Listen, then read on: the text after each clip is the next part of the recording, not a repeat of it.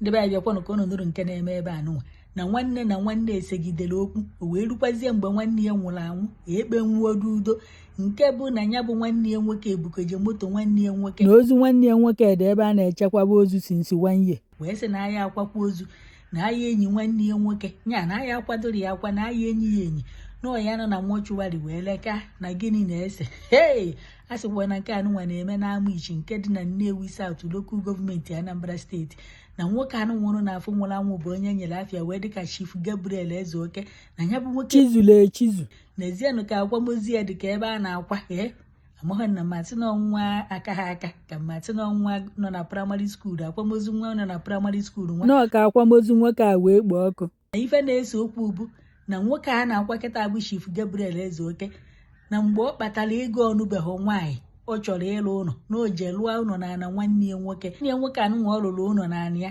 na mgbe a na nwanne ya nwoke anụnwa n'obodo oyibo o wee lụọ ụlọ ebe a nwanne ya nwoke a natazie nya bụ ife wee bute esemokwu n'etiti fanabụ mgbe ahụ Chief Gabriel Ezeoke onubekwa nwaanyị nwunye dị mana na-akọwa na ya batara wee fụkwa nsogbu anụnwa n'ezinụlọ na ekpenwuo ikpe na ekpenwu ha udo gbasara nya bụ ife n'ọkwa ya ka Gabriel Ezeoke nwụziere nwanne ya nwoke enụchanye tinye aka bukọsịa moto nwanne ya nwoke bụ na ife ọghụ bụ na aya akwakwo nwanne ya na aya enyikwo nwanne ya sinsi wanye ka nkwe kaadị na ebe a na-echekwaba ozu na akwa adụ na enyi ọdụ ewee na-ekpe ikpe sinsi ajụkwazie nwanne ya nwoke ka ejeze na nke ndị Social Women Affairs ọ sị na ife ọghụ bụkwazi nwunye nwanne ya nwoke bụ ife gbuziri nwanne ya nwoke ya na ya na-ese okwu gụna mmadụ na-ese okwu onye ahụ nwa onye na-ekpe ekpere ka ọ nwa etikwazie na nwunye dị mmadụ gburu ya ka gịnị wee mee ka i wee werezi ya na ụka gịnị ọkwọ ntu a ka esi wee kpegide ikpe unu ya ege n'ọnụ Onolebe Ifeobi na-abụ ka unu ka o si wee kọnya bụ ife mana ife m chọrọ ịtụnye n'ife nke a bụ kedu esemokwu gị na nwanne uyi esegide nwanne gị nwa ịka burukwa dị iwe n'obi unu aka na-esekwa na aya enyi nwanne gụnwa juzi na aya enyi nwanne ọ na ịya nwa nwa echi niile gịnị ka a na-azọ iji wee zogidezie nnọọ wee rukwa n'ọnwụ aka na-esekwa ịmakwa na ụgwọ iji onye nwụrụ anwụ n'ụwa bụ iburu ya tinye n'ala gụnwa bụzi onye lụrụ ụlọ n'ala nwanne ya nwoke ọ bụ na iji onu ọma mgbe ị lụrụ ụlọ nya na igwa nwanne ya nwoke ukwu ọghọta ma ọ bụ ka o jechalụ nata ọfọ na ịlụrụ ụlọ n'ala ya o jụọ ahụ broda ka ife iji were ụlọ n'ala m iwelu n'ala nke gị nwanyie ọ bụ na ọjụ ijụọ isi anya ka ebe ọ chọrọ ka igotara ya na ihe ọ na-asị anya gbaalụ n'irugokwa n'ụlọ bụ n'irugo ụlọ maka na ọ bụ na iji onu ọma wee gwa nwanne nwoke efu na ife anụ na ya ekpezite ya mana ike na idebela ahụ na iji ego maọbụ na ọgụ zụrụ ya n'akwụkwọ otu ebe ọ gụrụ akwụkwọ maọbụ na iso wee nyere ya aka otu ebe ma ọ n'ọgụ kpọpụrụ obodo oyibo ọ bụla ọkwala izi na ihe eji wee jee naanị ya wee lụọ ụlọ na-agwaghị ya and mgbe ị lụrụ ụlọ ị nwere ego ịdị taịtụ igote a na ebe ọbụla sọrọ ka ezi ife iji wee jere ụlọ na nwanne gị nwoke ọ na inwe ha na obi nke gị iji wee hapụ ya wee jere ụlọ na nwanne gị nwoke ọ dịghị mma n'ezie n'ife a na-akwa ozu ka a na-akwa ozu ọkụkọ ịhụ Chief chizuru echizu ndị gụ na afa bụ frens abịaghị ndị ụka abịa ndị ọga abịa ikwu na ibe abịa ụmụnna abịa maka na a na-ese okwu ewee nye ụka na-enyi ọkụkọ nye ụka na-enyi ụmụazị ọbụzikwa ụmụazị nwa nọ sekọndịrị skuul na akwamozuru akpodiri ọkụ karịzie nke gụ abụ Chief gụnwa bụkwanụ nwanne wegideziri iwe wee ruo kịta anụnwa maka ama na mgbe ị nata ihe eji ego maọbụ ijelụọ n'ụlọ na nwanne ya nwoke lụrụ ụlọ na nke ijelụzie naanị ya maọbụ ije ebe ọzọ tụọrụ ya aka gonyeghị ana ma ọ gonyeghị nke unu ekpezie ibu ngonu na okweghị eme ka ọ nwụziere gbagharụzie chefuo ife niile anyị erugide ilo ruo n'ọnwụ gịnị na-ese ana akịta anụnwa nyanwa ahapụ gị nwa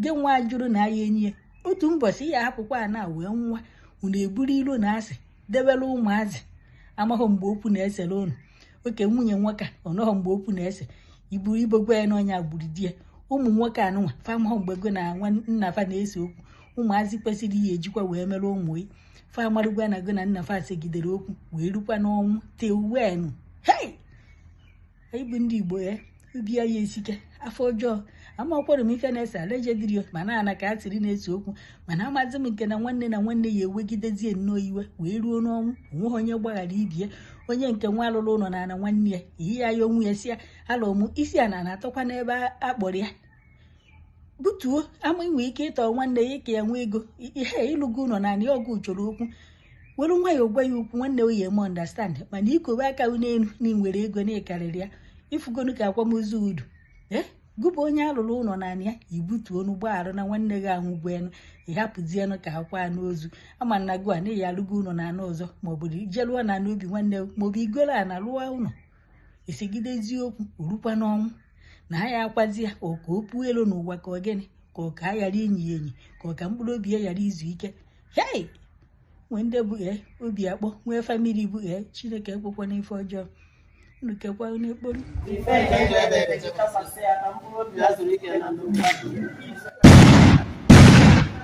It was a mixed feelings as the remains of late Chief Sir Gabriel Odili George Umezuoke were laid to rest in his compound as government officials led by Commissioner of Women Affairs, Honorable Ifi Obinabo, head staff, friends, and some of Umezuoke's family were on ground to enter his remains with court order.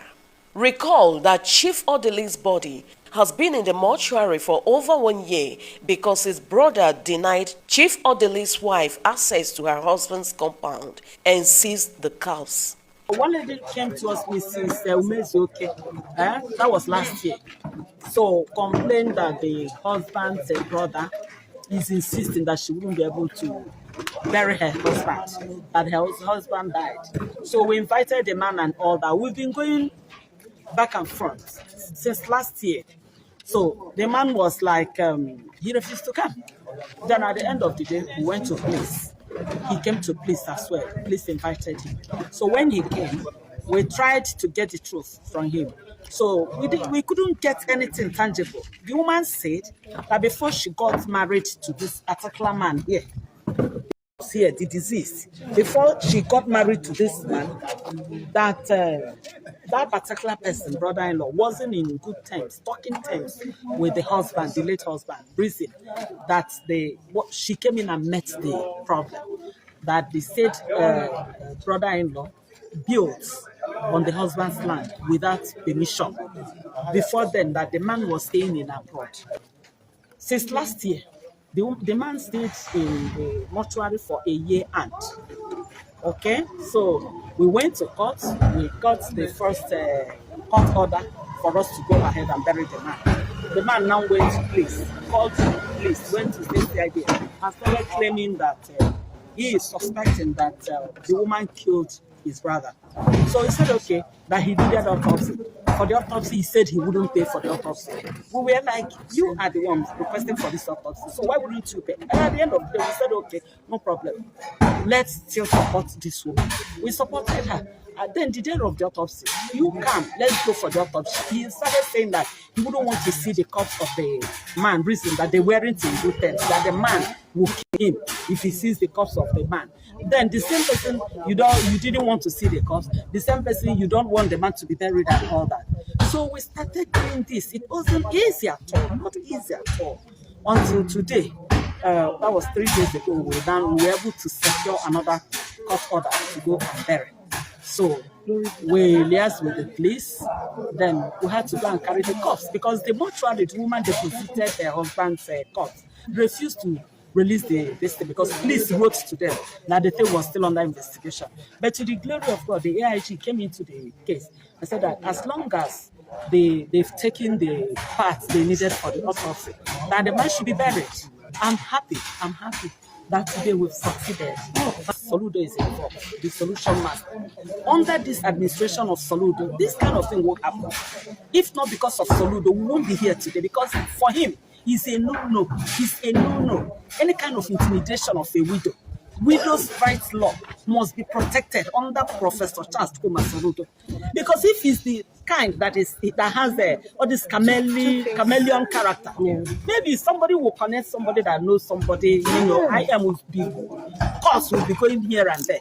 But for him, whether you know him or you don't know him, as long as you are doing the wrong thing, he's not your friend. Yes. In her condolence message, the Women Affairs Commissioner, Honorable Ifi Obinabo, gave thanks to God for Christ's victory over death and urged the family to embrace peace, saying that death is not the end of life, but a transition to eternal glory.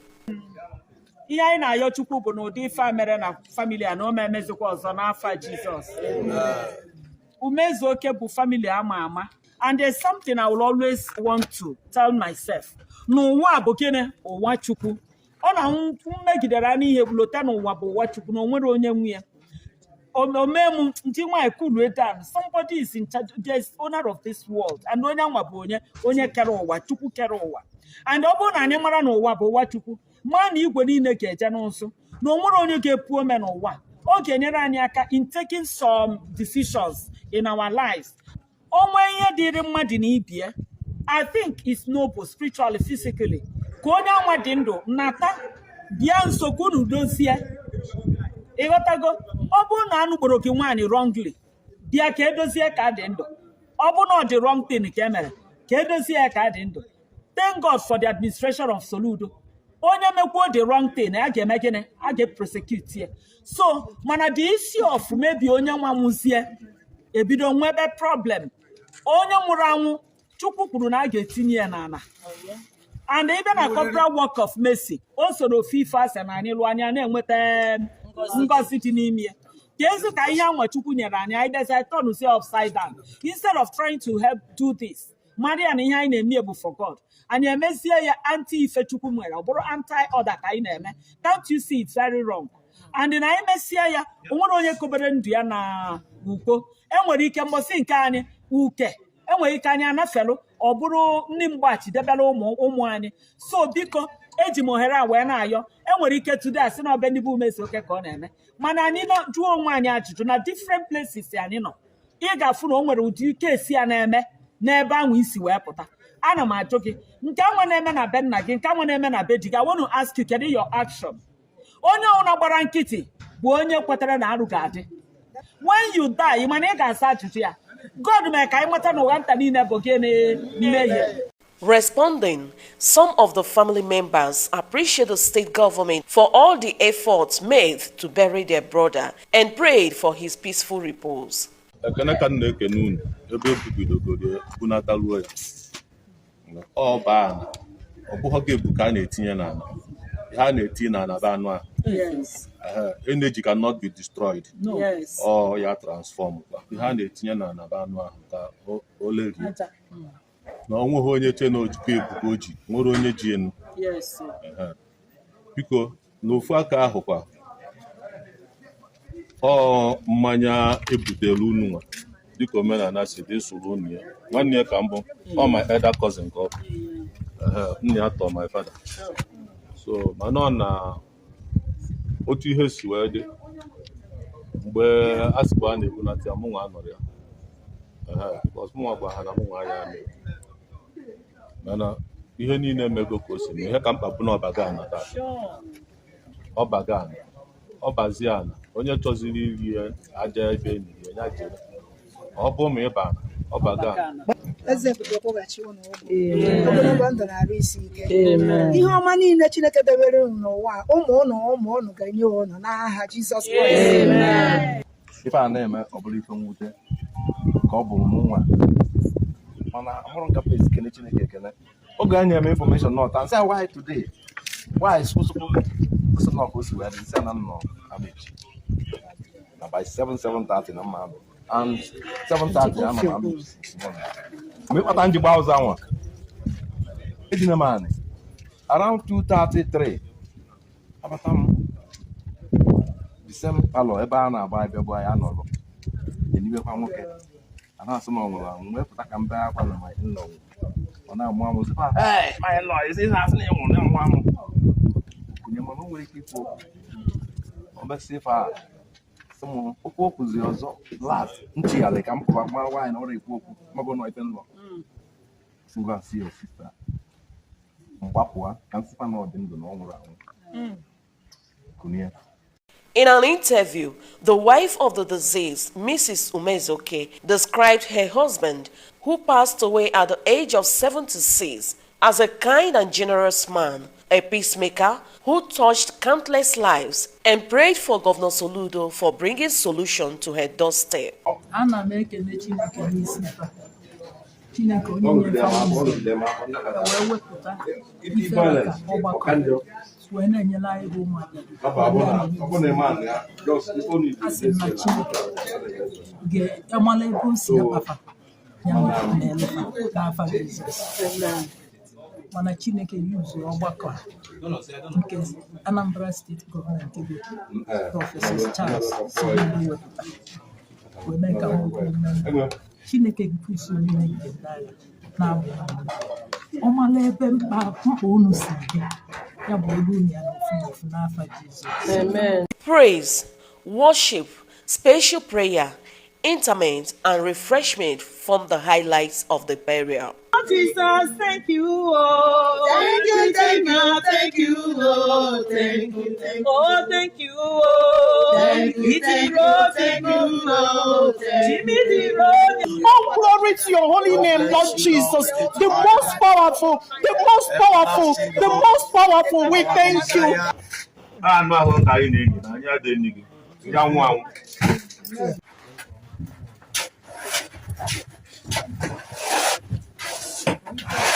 Amichi in Nnewi South Local Government Area. I am Amichi Anambra.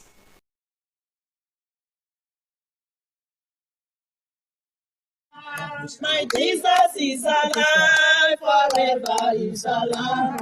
Oh yes, he's alive, amen. He's alive. My Jesus is alive, forever is alive, amen. He's alive, amen. Ah, Jesus, amen, amen.